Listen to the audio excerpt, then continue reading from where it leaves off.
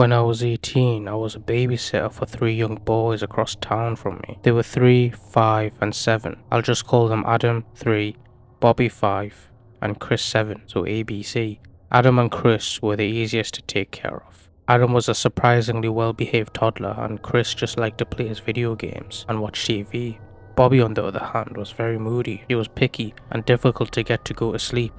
I had worked for the family for months, and I was somewhat close to her mother, Lucy, who was raising them by herself. They had a decently modest middle-class house. Lucy's parents would help her out with finances and such. All three boys had their own rooms. Lucy worked nights at the time, so I'd babysit till around midnight on weeknights, and my college classes would start in the afternoon, so it all worked out. One night, after playing some Nintendo Wii games with Chris, I put Adam to bed, and not long after, Bobby. Chris's bedtime would be around 9:30, Bobby's would be 9. After tucking Bobby in, I started telling Chris to start changing into his PJs after his next game was over. Chris insisted I play one more game of Wii tennis with him, so I made a deal that he'd go to bed after I did. During our game, though Bobby started crying for me up from his room, I paused the game and went upstairs. As I entered his room, he said there's a monster in his closet. I laughed, and I believed I pinched his cheek and said something along the lines of there's no such thing as monsters, but I'll leave the door open so you feel safer. Then I asked if that made him feel better, and he nodded. Chris was downstairs calling for me to come back, all annoyed, so I went back to the game of tennis, and we resumed, and we eventually finished the game with no interruptions. At this point, Chris went upstairs to change into his PJs and brush his teeth, and I was alone in the kitchen, watching TV. That's when Bobby's cries from upstairs echoed down again. I went up to his room again, and he was hiding under his covers. He said once again, there's a monster in the closet. I heard it. I looked at the closet door, which was closed. I looked at it for a while, then back at Bobby,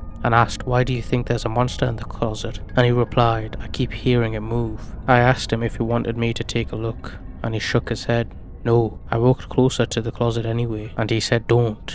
I didn't take him seriously till I heard something in the closet myself. It was very clearly the sound of something alive in the closet that tapped under the door or something behind the door. Bobby whispered, see? I turned around and picked up Bobby and said we're going to another room. I also grabbed Chris from the bathroom and I brought into Adam's room where I locked the door. Adam and Lucy's room share a Jack and Jill bathroom with 2 entrances. I went into the bathroom and called Lucy and quietly asked if there was a possibility of there being an animal in the house or in the walls, because there were sounds that Bobby was hearing that I heard myself. She sounded concerned right away and wanted me to check the closet. I kept her on the phone as I went back to Bobby's room. My discovering the closet door to be now ajar confirmed that there was someone in the house with us. I told Lucy and she freaked out, telling me it was most likely a crazy ex and to get the kids out of the house. I suddenly felt like my life was in danger and her ex was going to come out of nowhere and run at me. I went to Adam's room. I managed to get the 3 kids out of the room, but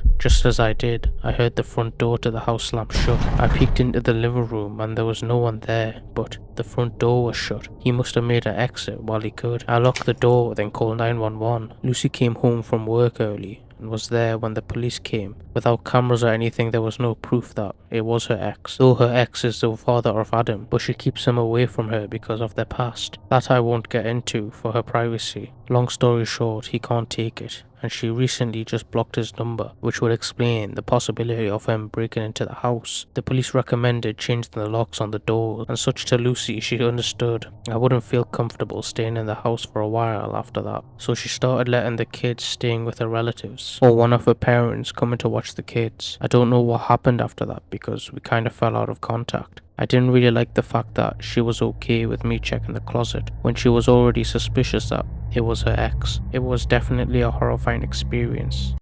I had just turned 14. It was the summer of 2012 and I was looking for a job. My grandma had told me about a family that she was friends with, and they had 2 boys, Alexandra and Danny. Alexandra was 10 and Danny was 5. I was very excited to have a summer job and get some extra spending money. I went over to meet the family with my grandma and they were very friendly enough. The 2 boys seemed easy to handle and not babyish or whiny at all. In fact, the boys and I were playing with their trucks, getting along great. I set up a date with the parents and they actually had a dinner to go to the next night. So the next night it became time for me to head over to the house. It was a humid, rainy day. I walked into the house and the parents were just getting ready to leave. They gave me a piece of paper with the rules and such things they didn't want the kids to do and their routines. They wrote a little something on the side that said, "Danny swears he hears tapping on the window every night, but do not believe it, because they think it's just a silly story the kids make up." I was only 14 myself, so reading this was a little unnerving, but I sort of forgot about it. It was a chill night. We watched TV and played with toys. They didn't give me any sort of trouble, but when I told the boys it was time to get ready for bed, I noticed Danny started to stall and get kind of distressed. I ignored it, thinking he's only 5 and probably wants to stay up later. Eventually, I got them both to settle down and go to sleep. About an hour and a half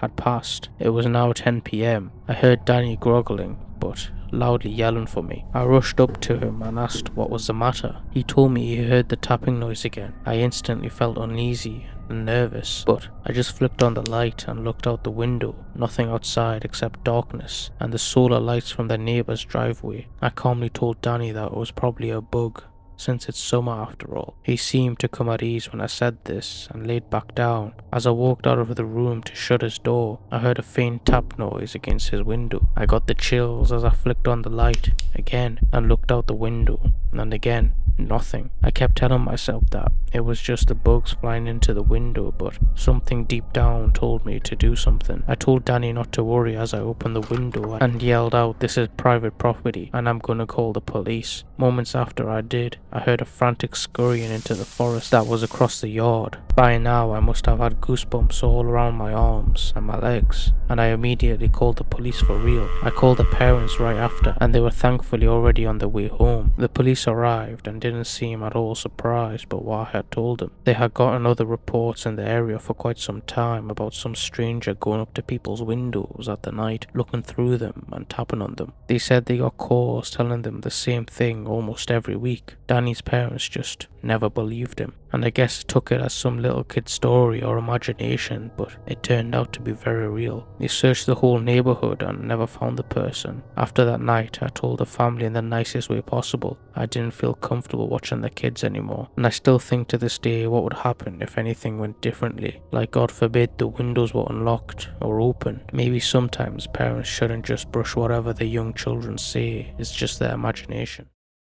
This happened to me when I was 8 years old and my little sister was 6. It's a memory that's kind of scarring to the point that I just remember it so vividly, even as an adult, and it's something that stayed with me. Our parents hired a one-time babysitter for this weekend that they would be away on, a couple's trip. It was some 16-year-old boy that responded to an ad that my mum posted in the public library. He happened to go to the same high school that my parents went to, so I feel like they felt a safer connection with him. He was watching us for 3 nights from Thursday to Sunday.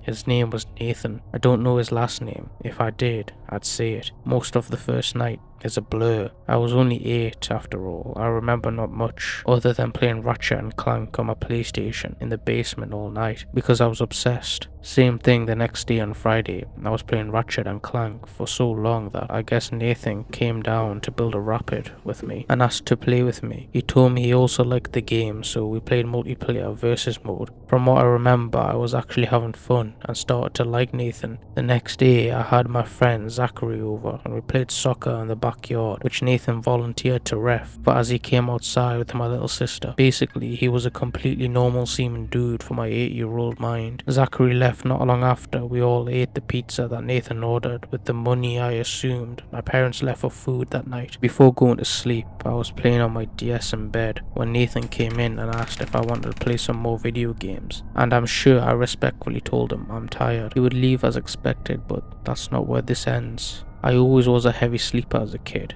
Not anymore, but when I was 8, waking up in the middle of the night wasn't a regular occurrence, so waking up in my pitch black room was definitely a weird thing to happen at night. I remember flipping on my side after hearing my door closing. I looked across the room towards the door, and as my eyes adjusted to the dark, I saw someone standing in the corner of the room, and before I could digest what was happening and scream or react in any way, I heard Nathan go, "Shh," and whisper, "It's me." I didn't respond, but Then he slowly got closer to my bed, pulled the covers off of me, and I swear he was about to get in the bed before I screamed stop or something along those lines, and he froze. I got out of bed and left the room. I went to my little sister's room, took a blanket from underneath her bed and laid her on the floor, shaking, feeling extremely confused and uncomfortable. The whole next day I didn't see Nathan. I knew he was in the house because he fed my little sister breakfast, but I knew he was avoiding me now. I couldn't exactly call my parents because I didn't know either of their cell phone numbers. It was a weird long day of me staying in my room and playing games with my little sister. Nathan never came in once. That night I couldn't sleep for obvious reasons, and I don't know how much time has passed before hearing my door creak open once again. This time I didn't look up. I laid there until I heard the door close, and then a few moments of silence. Later I looked up to the door, but it wasn't there this time. I turned on the lamp to confirm, but even at 8 I knew he was creeping around again, and I wanted to go to sleep in my sister's room to protect her. In my mind I got up and took my pillows and blanket to my sister's room, and lo and behold, Nathan was already halfway towards my sister's bed in the pitch black room. I yelled at him to get away from her, and he told me to calm down, he's just checking on her. He hurried out the room and I locked the door. That was the last time I ever saw him. The next morning, I woke up on my sister's floor and told her let's play games in her room until mom and dad get back, which was early in the day, thank God. We heard our parents get home and talk to Nathan outside, but we didn't leave her room until he was gone. My parents asked me why I slept on her floor, but I don't remember what I said. But I know I didn't tell them the real reason. In fact, I never did. I regret often not telling them all those years ago, so that Nathan guy would get in trouble. I'm scared because he might have actually at some point successfully hurt a child. It's sadly something I kept bottled up my whole childhood simply because I felt too embarrassed and too awkward to tell anyone. Thank you for watching. If you're a fan of the strange, dark and mysterious delivered in a story format, I would highly consider you subscribing and liking. And yeah, goodbye.